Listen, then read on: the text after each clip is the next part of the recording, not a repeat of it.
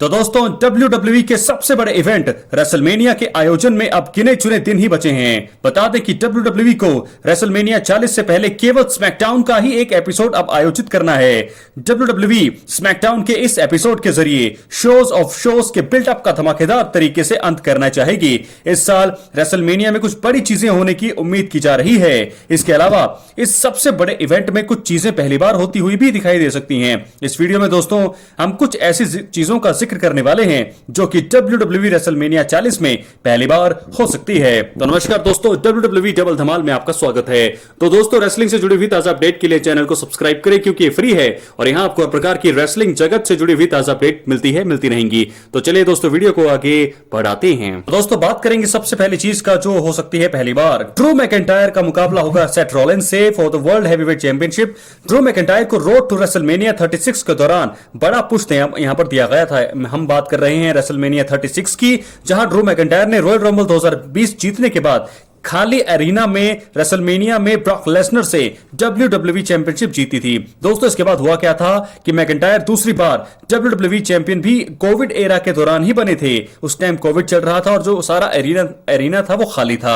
Scottish warrior यानी कि Drew McIntyre को रेसलमेनिया 40 में सेथ रॉलिंस के खिलाफ वर्ल्ड हैवीवेट चैंपियनशिप मैच मिलने वाला है। इस मुकाबले के बिल्डअप के दौरान ड्रू मैकिंटायर को बड़ा पुश दिया गया है।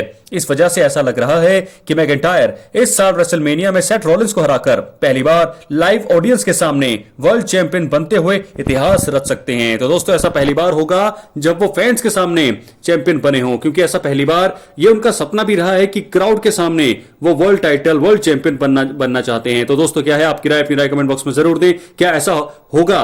क्या ड्रू मैकिंटायर इतिहास रचेंगे? क्या वो सेथ रॉलिंस को हराएंगे या फिर वो एक तरफा मुकाबले में हराएंगे या फिर ब्लड लाइन की हेल्प उन्हें मिलेगी? तो ऐसे में ड्रू मैकिंटायर को यहां पर बड़ा पुश दिया गया है, तो ऐसे में वो यहां पर इतिहास रच सकते हैं। क्या है आपकी राय? अपनी राय कमेंट बॉक्स में जरूर दें। अब हम बात करेंगे दूसरी और ये आखिरी बार होगा कि पहली बार कोडी रोड्स बनाम रोमन रेंस मुकाबले के बारे में बात करेंगे। तो दोस्तों रोमन रेंस बनाम कोडी रोड्स। बता दें कि कोडी रोड्स WWE में बहुत बड़े सुपरस्टार अब बन चुके हैं। हालांकि हैरानी की बात तो यह है कि कोडी रोड्स को अभी तक इस रेसलिंग कंपनी में वर्ल्ड चैंपियन बनने का अवसर या मौका नहीं मिल पाया है। कोडी रोड्स को रेसलमेनिया 40 में रोमन रेंस के खिलाफ अनडिस्प्यूटेड WWE यूनिवर्सल चैंपियनशिप मुकाबला मिलने वाला है।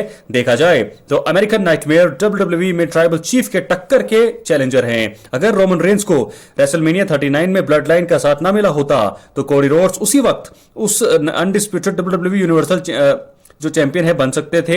संभव है कि कोडी रोड्स इस साल रेसलमेनिया में पूरी तरह से तैयारी के साथ आ सकते हैं और वो रोमन रेंस को हराकर उनकी बादशाह खत्म करते हुए अपने करियर में पहली बार वर्ल्ड चैंपियन बन सकते हैं। इस सिचुएशन में कोडी रोड्स जो है अपने पिता का सपना पूरा करते हुए आखिरकार जो है अपनी कहानी खत्म करेंगे। तो दोस्तों ये दो बड़ी चीजें होनी चाहिए रेसलमेनिया में। ड्रू मैकिंटायर का सपना है और सबसे बड़ा सपना तो यहां पर कोडी रोड्स का है। दोस्तों कोडी रोड्स के पिता का सपना था कि वो चैंपियन कभी ना बन पाए, लेकिन यहां पर उनके जो बेटा है कोडी रोड्स वो उनके सपने को पूरा कर दे। तो यहां पर कोडी रोड्स जो है उनके सामने द रॉक की चुनौती होगी, ब्लड लाइन की चुनौती होगी। ऐसे में इन सभी चुनौतियों को पार करने के बाद ही कोडी रोड्स जो है अपने सपने को पूरा कर सकते हैं। तो यह सबसे बड़ा पल होगा कोडी रोड्स के जीवन का अगर वो रोमन रेंस को हरा पाते हैं और इतिहास रच सकते हैं। तो क्या दोस्तों ऐसा होगा?